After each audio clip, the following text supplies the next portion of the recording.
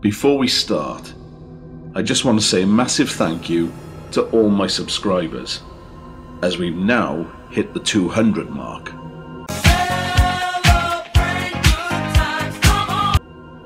I hope you appreciate that clip. I had to learn a whole new process during the editing. Had to listen to Kool and the Gang on repeat whilst I did it, and had to look at my own mugshot mouthing back at me like a gormless reflection. Don't say I don't do anything for you. In this episode, I'm going to talk about a local Welsh legend, some of the ghostly goings-on in an area north of Bridgend, and a dark aspect of my family history which ties into the whole story. If you don't wish to hear about my ancestors, you may want to skip forward to the point shown on the screen now. Nestled in the heart of the Llangynwyd Valley is the small historic market village of Llangynwyd, and there are a great many tales to be told of the area. My family have a connection with this village that stretches back almost 400 years, a sad tale that has echoed through the generations. In 1888, my great-great-grandmother Elizabeth Davis married William Rees.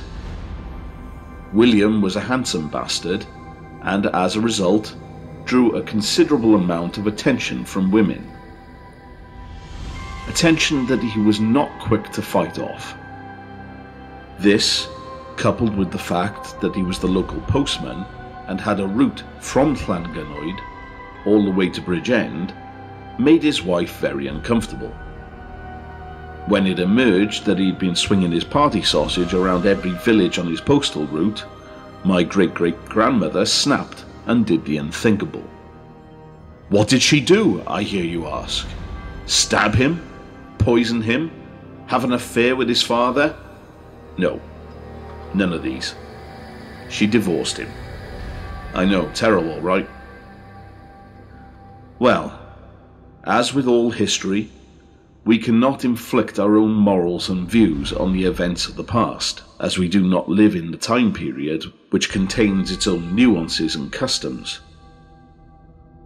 What may seem quite a mundane process by today's standards was unheard of back at the turn of the century. Women did not divorce their husbands. As a result of the divorce, she was forced to move out of the family home with her 7 children. She was shunned by the community and had to live in a barn. I am telling you this because it becomes relevant later on. As you can imagine, this was quite a traumatic experience, and each of the children suffered greatly. It is unclear exactly what went on during this period, but it is clear that whatever happened had a profound effect on the eldest child, Elizabeth Jane Rees, my great-grandmother. Elizabeth Jane grew up and eventually married a man called Thomas Hughes, a very gentle man who was an incredible painter, so much so that he won a scholarship to the Royal Academy in London. You can see some of his paintings on screen now. This, however, did not last. Prior to the outbreak of World War I, his father passed away. This meant that he had to leave the college and his studies to work down the colliery in Maesteg. During this time, his wife's mental health continued to decline. Due to Thomas working down the mine for many hours a day, Elizabeth's depression and frustrations only had one outlet: her 3 children. This in turn had an adverse effect on their mental state, but that is a story I'm unwilling to get into. It does, however, go to explain why I am both incredibly creative and as neurotic as a shaved cat. But my family's weirdness is not the only sad tale to come out of this small village.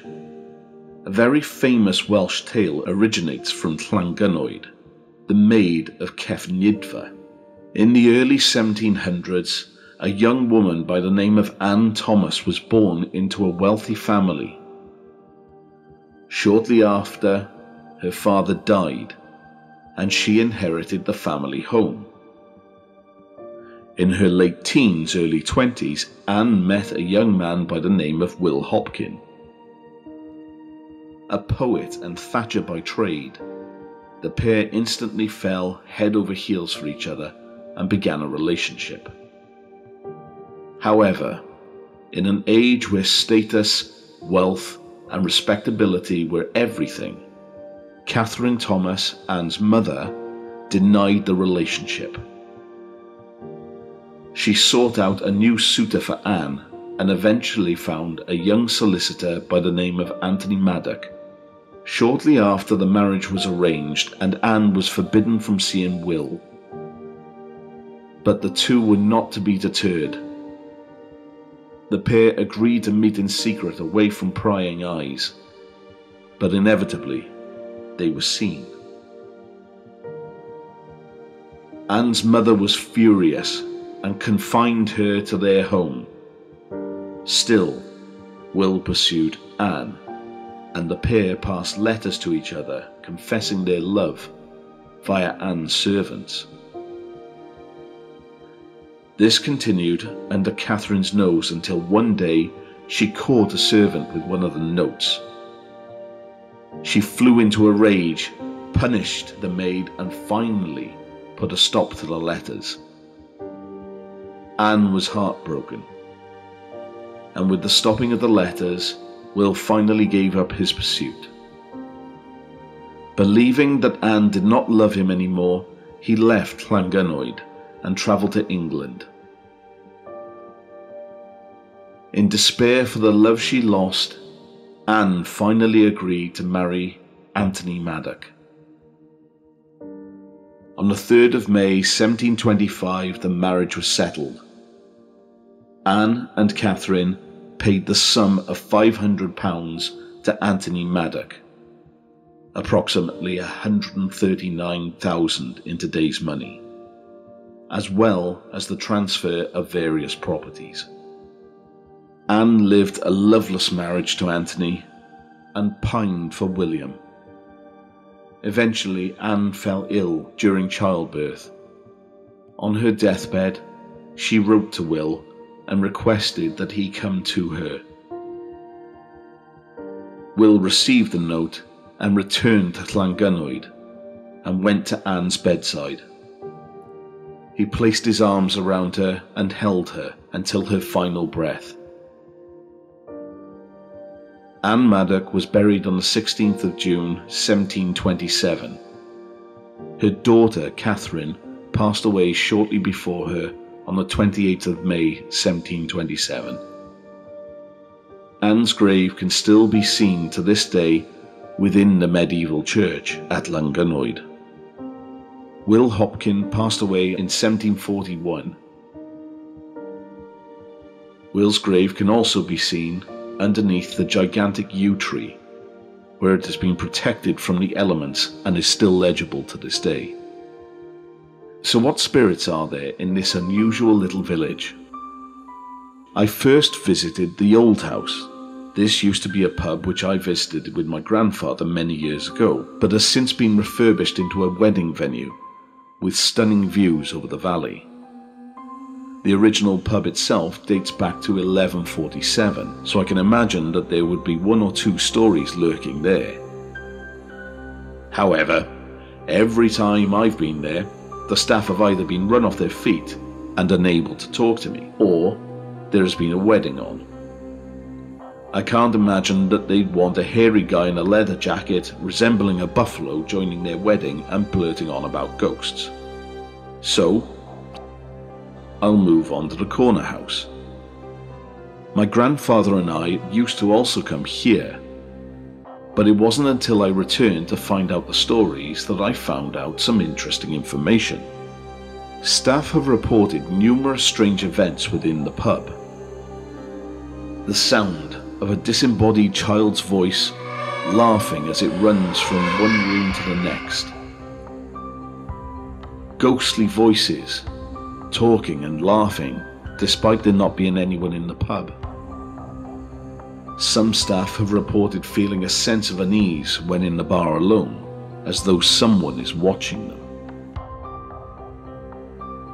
On more than one occasion, the pub has been locked at night, but when staff arrive in the morning, the door is unlocked and can be opened freely. Nothing is ever missing, which adds to the unnerving feelings that they have.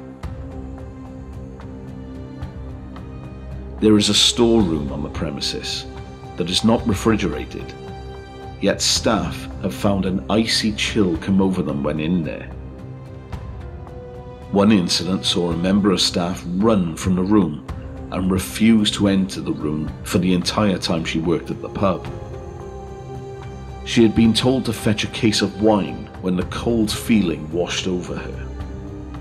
As she bent down to retrieve the case of wine, she noticed something in the corner of her eye. As she turned her head, she screamed at the sight of a faceless figure in front of her. One common sight is that of a man in a white shirt. He has been seen at the bottom of the old stairs by both current staff and previous residents of the pub.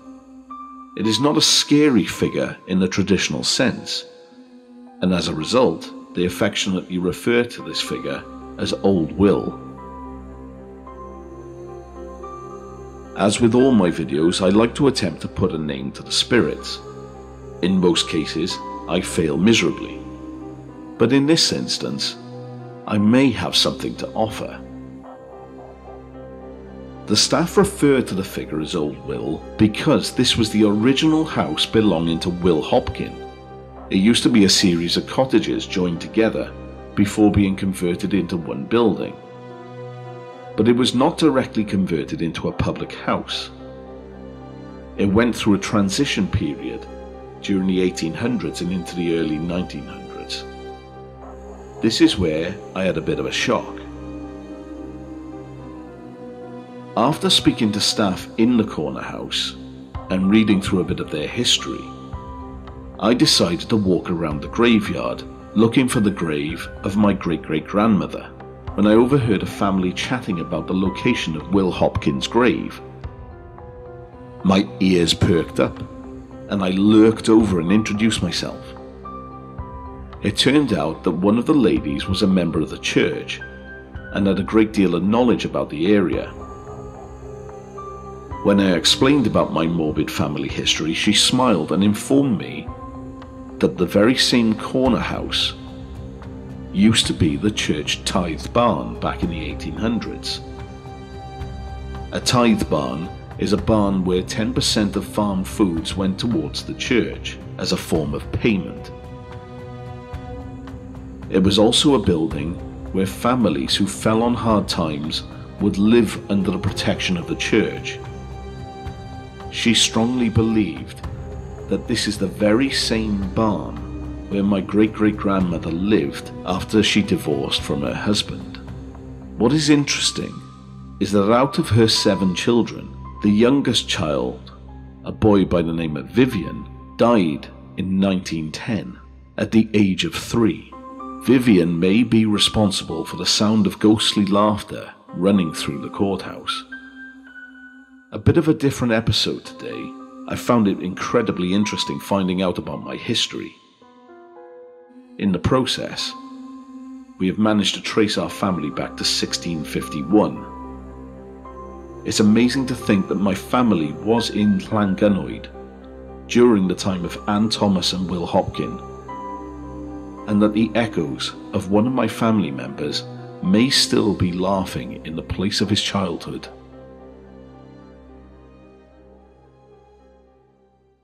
Well, that's all from us here at Dark Entertainment. We hope that you've enjoyed the episode.